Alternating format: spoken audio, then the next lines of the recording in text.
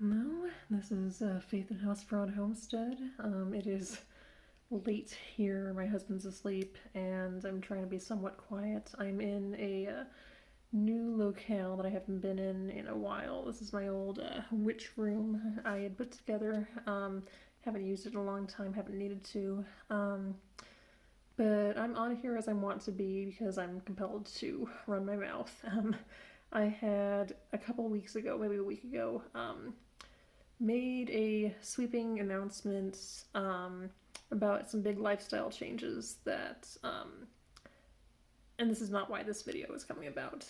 It resulted in the loss of several followers and no other feedback, and that by itself is fine. That is just a consequence. But it occurred to me that I was not fully transparent in that video, and I'm a full transparency kind of person, and it just didn't feel complete. It didn't feel right. So what I want to do this evening, while I've got some time, and hopefully my phone has enough storage for a longer form video, is just do what I tend to do on a semi-annual or quarterly basis, and just give you guys the whole update, the whole story, the whole everything. I say hi to Rosie joining me here. And just level with y'all, because I don't keep things to myself well. I'm not a very private person. I like feeling like I'm in integrity with my internal and external worlds, and there's just more to the story I shared in those videos I deleted that I wanted to kind of come clean about. And there's other parties will be talked about in this video. There's no dirty laundry there. There's nothing I haven't said to them. This is shared with permission, so I just wanted to give you guys the whole story. So here we go. I've been not on this channel as much this year for numerous reasons, one of which being I haven't had homesteading and homemaking as much of a priority this year as it has been. Among other things, my responsibilities doubled at work. Sorry, I've got cats coming in here. It's gonna be a party. My responsibilities doubled at work. I took on responsibilities with my square dance club. I traveled a lot this year, and between and among all those things, the homestead kind of languished. I didn't get as much done in the yard and the garden this year as I wanted to. My husband's been kind of burnt out in general and with the homestead for years, and I just kind of felt like, what is the point with this? I had gone on a trip to Philadelphia to see some friends in May, and for 2 weeks I was in full consumer mode. I was buying stuff. The world wasn't coming to an end. The whole world's worth of consumable goods was at my fingertips, and I just kind of lost the why of living in artificial austerity and rehearsing for the apocalypse when the rest of the world just continues on its merry way. It just kind of felt futile, and so with that, I had just kind of had to find a new why for the homesteading, and I realized that the why I wanted to pursue was community, and just having it be something I can share with others besides myself. I realized that I was not an adequate source of motivation alone for this. It couldn't just be for fun.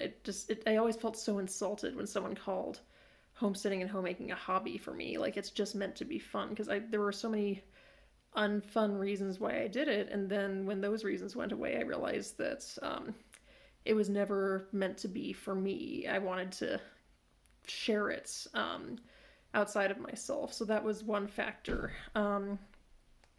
It was accurate at the time, and what I shared in that video, that I was polyamorous for about, I'd say, 18 months, maybe a little bit less. And on that trip in May, I had reunited with someone who's been in my life for about 15 years. And we hadn't talked for several years, and we did not know what to expect there. And it turned into one of those, like, shit, you're kind of my person. Oops, I'm married to someone else. And with Polly, that's okay. That's kind of expected. My husband has other people. I had other people. But what changed pretty dramatically, there's a whole story here, I'll get into it. So this person and I are what I would consider best friends and have been for some time. And on this trip, or after this trip, where we kind of got reacquainted and kind of like consummated what we are to each other, we got this tattoo. It's a terrible visual there, but it's a sigil for I see myself in you, and which is kind of what the role we've had with each other. And we had joked to ourselves that, knowing our luck, that's going to manifest a broken condom. And, we're both kind of child free, like, oh, ooh, that would be the worst, right? JK, unless. And so, completely out of left field for me, we started talking, and then talking turned into fantasizing, and fantasizing turned into, oh shit, I think we want kids together. And I'm 32 years old, and that window for me is closing. And I just realized that even within the poly constraints, and that being okay, I'm not with the person I want to be with to have kids, and I can't stay in that situation and have that happen. So I had to make a decision. And my husband has been absolutely wonderful to me. We're not right for each other, and we haven't been since, honestly, before we got married. I think when we got married, there had been a conflagration of factors, is probably not the right word for that, where it seemed like a good, practical, stable, solid, sensible choice for both of us to do that. We'd been together a long time. He had just bought a house. We had all this stuff we wanted to do together. And it never felt right to me. Just, that gut check just was never there. And I told myself for a long time that I just haven't healed enough to appreciate this wonderful person giving me this wonderful gift. And that if I just healed, everything would feel correct. And it didn't feel right when we got married. We had this non-wedding. We had this like anti-wedding almost kind of thing, where he wore a t-shirt. I dressed to match him. We had 6 people in the backyard. And we didn't have a ceremony. We didn't have vows. We didn't have rings. And I had told myself at that time, like, I am so exceptionally low maintenance. I am such wife material. Like, I didn't ask for anything. I didn't get anything. I didn't need anything. Good for me. And I realized looking back that I didn't want any of those things, because I knew that it would feel like a farce with this person. And not for any fault of his. He's wonderful. He's a wonderful person. But part of me knew that being married to him would never be complete. It would never feel whole and right. And that has borne out. There's people in recent years have thought I was divorced, because that's kind of how we act. We don't do a lot together. We don't, we're barely married. Even with the piece of paper, like, that is the only thing that would indicate we're married if you met us. Like, we live under one roof and we have a piece of paper, and that's it. We never combine finances. Intimacy, you can read between the lines there. And, we were seeing other people, and after a certain point, I had just kind of given up saying this doesn't feel like a marriage every 3 months for 5 years. And um, with this revelation recently, and this was back in July, that I think I want kids and I don't think I want them with this person, it just kind of made me realize that I can't be complacent about this anymore. I can't languish in a relationship that's not right for me, and that poly isn't even right for me. I realized I'd been kind of piecing together a meal out of crumbs, and I don't think that's necessarily what poly has to be for everybody. I'm not saying that that's wrong entirely. I'm not in any place to be qualified for that, but I think for me, and it took a lot of people pointing this out to me to realize it, um, it was piecing a meal together out of crumbs. Um, and I had wonderful people in my life who mean a lot to me, and this revelation kind of just blew that up with them too. But yeah, the long and the short of the whole thing is my husband and I are separated under one roof. We're still very good friends. We're still, he's still poly. But where this gets interesting is how we're dealing with this. We have a ton of space here. I have been pushing for months to get roommates or adopt Air Force Academy cadets or something like that, sponsor cadets. Because we had a roommate here, shout out to Brennan, who just made this place feel so much more like a home and a family. And, you know, it was kind of the glue for me and my husband, honestly. And, you know, just made it feel like this was all worthwhile, like this was for something, because we're wasted on each other, he and I. Like, we don't, our muchness and the ways in which we're whole just don't overlap. And so it just kind of became this sad thing where we pass like ships in the night and we don't miss each other, and it's not, yeah, we alone are not enough to sustain this place with how big it is. So the wild friggin' hair came up after, you know, he and I had that conversation that, you know, instead of me moving out, because he didn't really want that either, and I can't afford it, quite frankly, what if we move our respective people in here? We have the space for it. He is currently in a relationship with a lady I like a lot for him, who has several children, and their living situation is precarious, through no fault of hers. And my partner is out of state. He's been looking to move back for some time. And it just turned out to be this like really weirdly win-win kind of situation, because what will happen is my husband gets more rental money to pay down the mortgage. I don't have to choose between you know, I don't have to sacrifice what I've started to build here. I don't have to move myself into an apartment and try and take 3 geriatric cats with me and break up the animal family, and start over. And then, you know, this partner of my husband's and her kids get more stability and they get more time together.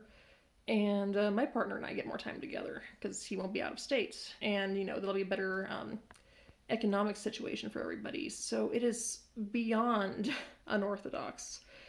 It is, I think, fairly unprecedented. And Polly made it make sense at the time, because that was kind of like, that's the schema you can imagine. Like, the poly commune is something people have a schema for. You don't have a schema for 2 exes moving their partners in and having that work. And it might not. But there's this intuitive pull I have that I've been following, and it's been blowing everybody's life up, but it just feels like something I need to trust.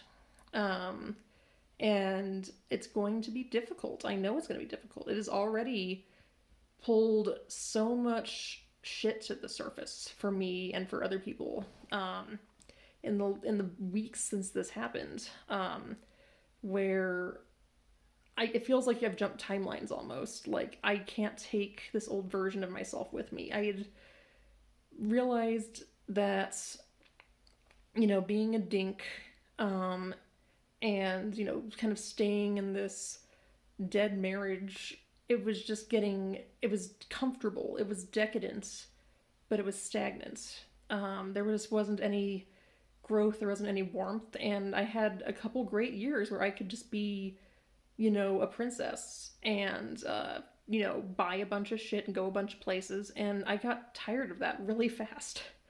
And so the notion of bringing more people here to finish what we started and to really build this place into all it could be and have farm hands and have community and have a village here, even if it's under weird circumstances that not a lot of people understand, it just feels right. It feels like we're all going to grow and we're going to benefit and we're going to be a village for each other.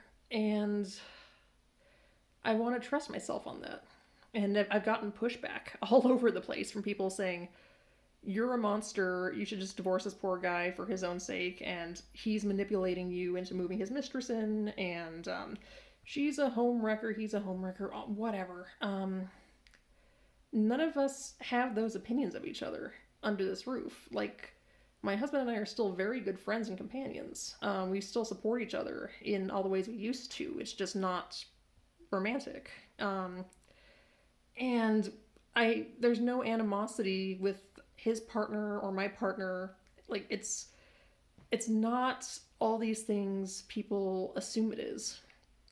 And I'm grateful for that, because I think the people that are in my life and that are going to be in my household have the chops to be civil and sane and adult about this. And if it goes well, it could go really well. It could be this really beautiful thing where I'm learning how to have kids and be around kids before I have kids, and I'm getting practice with that. And this partner of my husband's has all of these skills to bring to bear, and my partner's had just nothing but enthusiasm for helping me for 15 years, and just wants to be in the dirt, on the ground, as he put it, literally worshiping the ground I walk on. Like, that's the kind of guy he is. And I want to try it. And I know it's batshit, and I know it's out of left field and unorthodox and might fail, and I want to try it anyway. So that's where life is right now. This room in a couple weeks is going to be full of little kids. And I'm in this season right now of purging, of letting go of old identities and old ways of living. We're making a lot of space in the house, and I'm making a lot of space in myself for this new paradigm. And there are a lot of things I have had to question and let go of. And there's a lot of ways that I'm in the vulnerable, transformative goo phase, like the formless mush within the chrysalis right now, where I feel like I have, and she would not put this on me, so this is not on her, but I feel this responsibility to be the best version of myself for this new situation, to be the best homemaker I can be, to literally make a home for these new people and this new paradigm and these new dynamics, and show up for that. Be a good influence on these kids and be supportive of that partnership and be good to my partner and figure out how to work together to make this happen, because it feels like a huge privilege and responsibility that I blew up all these people's lives and they're trusting me to that this vision I have is workable.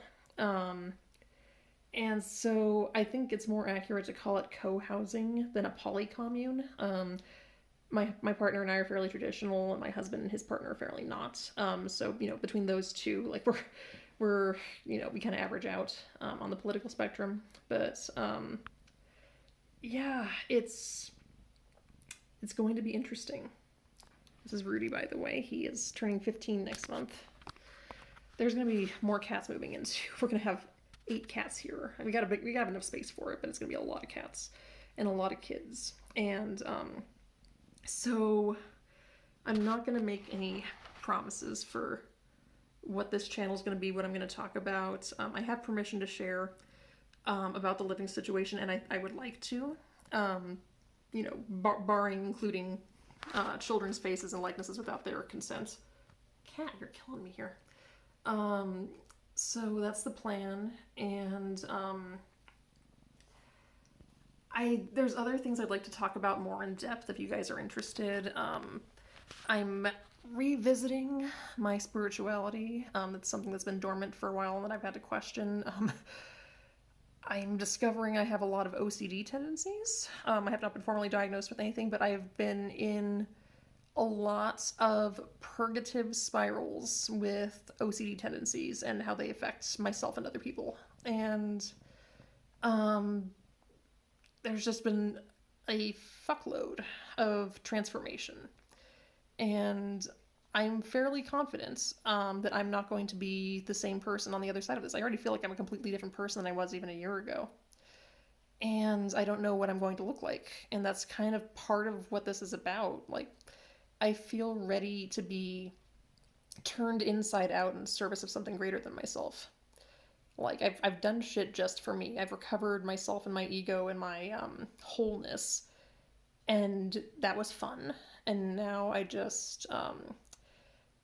this came to me on a mushroom trip. I'm setting the table to be devoured, is how it came across. Like, I feel this imperative to get myself whole and get myself nourished so that I can give myself away and to be of service. And I feel this imperative in the next couple weeks before everyone gets here to expel from myself anything that's going to stand in the way of that.